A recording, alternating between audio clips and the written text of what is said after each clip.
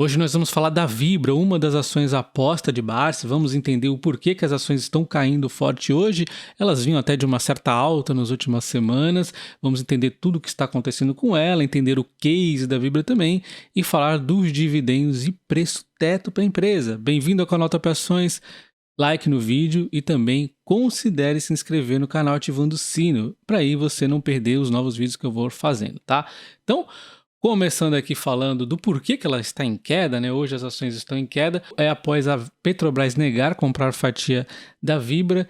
Ela ia fazer aqui supostamente, né, uma compra onde o governo ficaria com 50% da Vibra, metade aqui a Petrobras e metade o fundo de pensão, ou seja, teoricamente seria o governo aqui 50%, né? Mas isso aqui, além de não acionar a Poison Pill, existe uma série de interpretações sobre esse movimento que geraria direitos de tag along. Muito provavelmente os acionistas da Vibra teriam direito de vender a Vibra ao mesmo preço que a Petrobras estivesse comprando, e aí teria um ágio, um prêmio. Por isso que as ações vinham um pouco de alta aí nas últimas semanas, uma boa alta na verdade.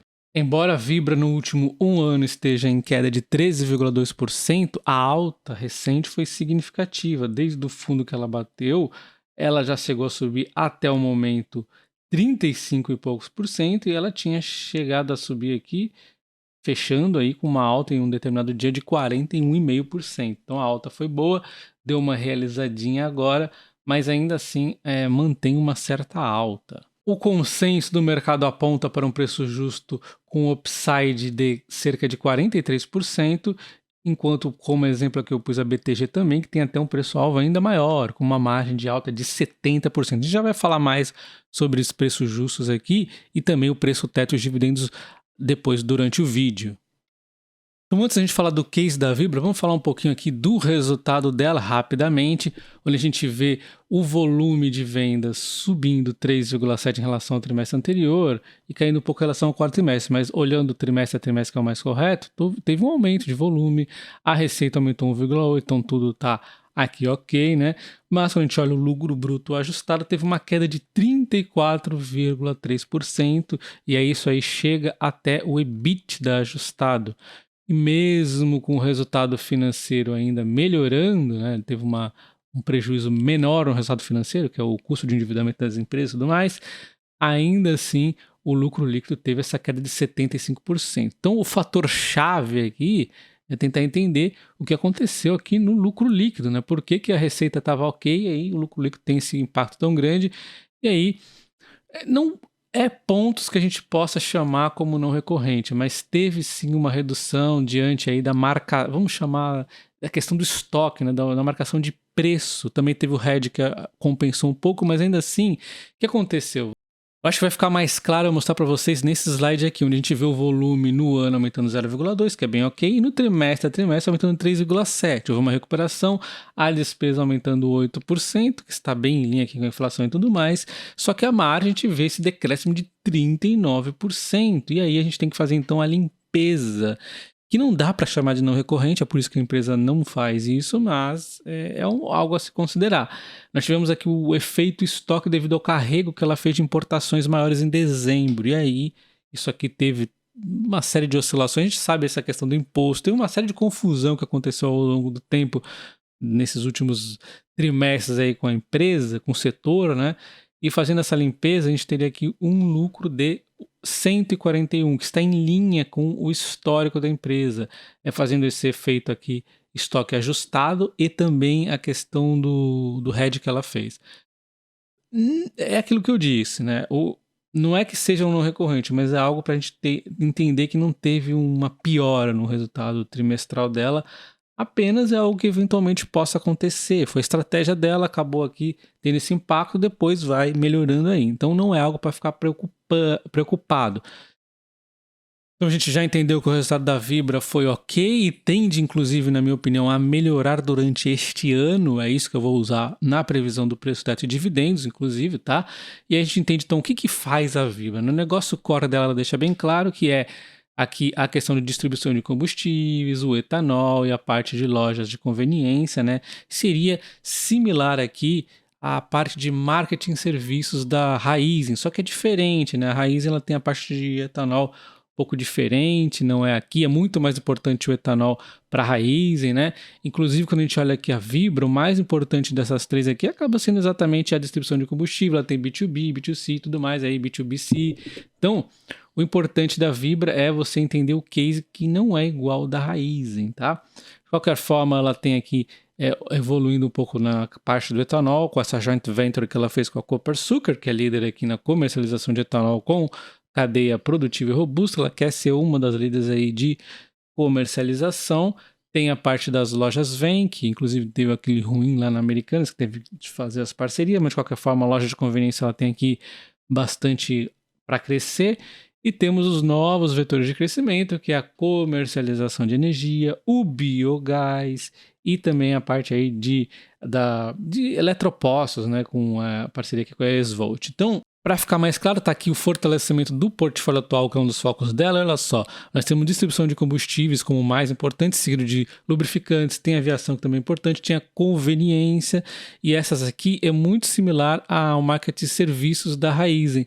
Aí nós temos também a trade de etanol e derivados e a comercialização e trade de energia, onde ela tem inclusive perspectiva de crescer mais, ganhar mais pedaços aqui nessa parte.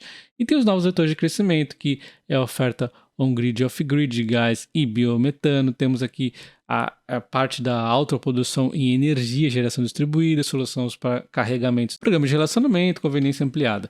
E aí nós temos as apostas graduais em espaço de inovação, como hidrogênio verde e células de combustível, bastante interessante, novos tipos de biocombustíveis e e-fuels e novas soluções para mobilidade. A gente pode ver aqui os espaços de menor interesse dela, produção de combustíveis fósseis, obviamente, ela não quer ser uma Petrobras, e também a de biocombustíveis tradicional, a não ser o biocombustíveis aí, vamos dizer, de nova geração, né, diferente aí, os eco e tudo mais. E aí nós temos a geração de escala e distribuição de energia elétrica, ela também não tem como foco, e nem a infraestrutura de transporte e distribuição de gás natural. Vocês devem ter percebido que a Vibra ela foi deixando cada vez mais clara nos últimos trimestres sua estratégia, gostei bastante disso. Vamos falar então um pouquinho mais então aqui da Biogás, da Ezevolt e da Evolua Etanol. Você está vendo que é uma do Core e duas aqui que é para o futuro, vamos assim dizer. E aí está aqui o Evolua Etanol já entrando no Core, começou em junho de 2022, então é algo novo, já representa 16 milhões no primeiro trimestre de 2023 e 11,2% de market share, e tem muita coisa a crescer.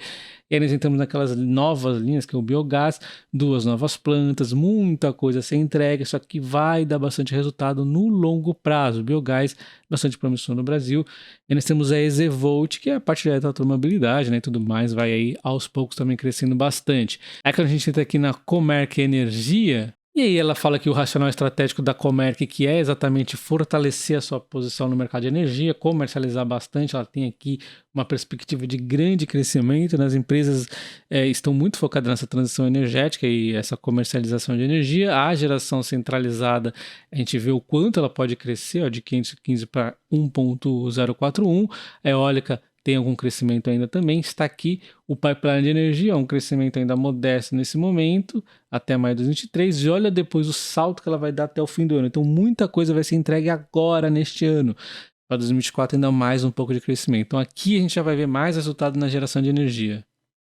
Quando observamos a geração distribuída, ela também vai praticamente dobrar a produção de maio, né? Já depois do primeiro trimestre nós tínhamos 179, vai para mais 151, crescimento muito grande, olha só. Maio, ao salto para 320 aqui com a nova entrada e mais um salto em 2024 em diante. Então tem bastante coisa na energia para acontecer já em 2023 para a Vibra.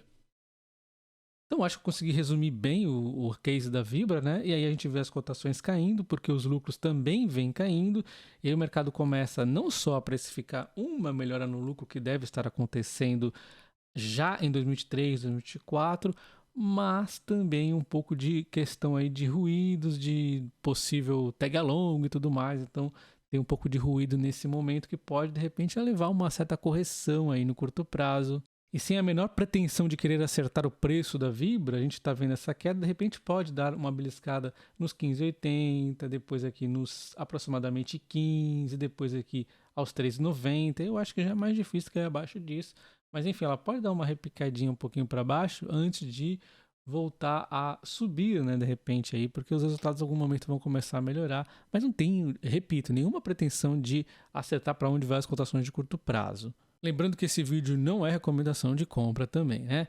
Então, dando uma olhada aqui no valor intrínseco de Graham, nós temos uma margem aqui 0 a 0 praticamente, né? O preço justo de 16,50, mais ou menos que ela está rondando nos preços de hoje aí, né? Com essa queda.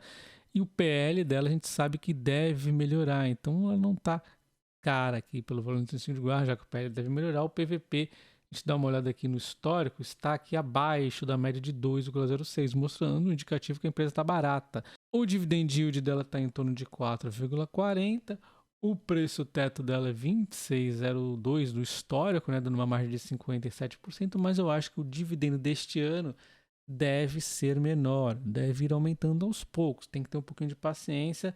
Então eu fiz aqui algumas contas da Vibra, onde eu precifico que o resultado dela deve melhorar ao longo de 2023 e melhorar ainda mais em 2024, então a gente tem que ver que esse número aqui ainda vai melhorar depois, tem que ter um pouquinho de paciência.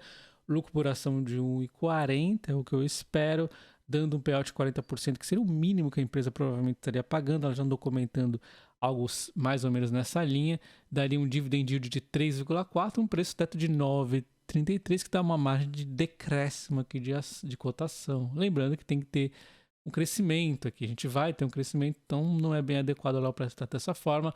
Num payout de 50%, que seria até o mais provável, eu acho que seria o base aqui da minha análise, 70 centavos de dividendo, dando 11,67 de preço teto, uma margem negativa de 29%, 4,2 de yield, e ainda assim eu acho que esse dividendo vai subir depois. Então, de novo, tem que ter paciência. A gente pode ver que o próprio consenso tem uma margem interessante aqui, 23,65 preço justo, dando uma margem de 43% na Vibra, mostrando que ela está barata. PL vai melhorar. BTG 28, uma margem de 69%, e a Safra R$26, uma margem de 57,5%. Eu estou usando o preço aqui como base de 16,50, ela está oscilando aí hoje, né? Mas, assim, ela tá barata, mas se você olhar apenas o dividendo cegamente deste ano, não vai parecer barata, mas com paciência o dividendo vai melhorar aos poucos. Então coloquei aqui para Vibra 2023 o dividend yield, o dividendo e o preço teto, tá? Considere se tornar membro do canal para você ter acesso a essa planilha com essas e várias outras empresas. Então eu coloquei aqui a margem de preço justo das corretoras, que é de 43,2, como nós vimos, que é o consenso que eu peguei agora do mês 5 de 2023, e coloquei a observação que os próximos trimestres da Vibra serão melhores, vai ter entrega de energia nesse ano inclusive, e 2024 ainda será melhor para a empresa. Então uma perspectiva de crescimento de dividendos. Não se esqueça do like no vídeo e comenta aí se você tem a Vibra ou está de olho. Um abraço e até o próximo. Valeu!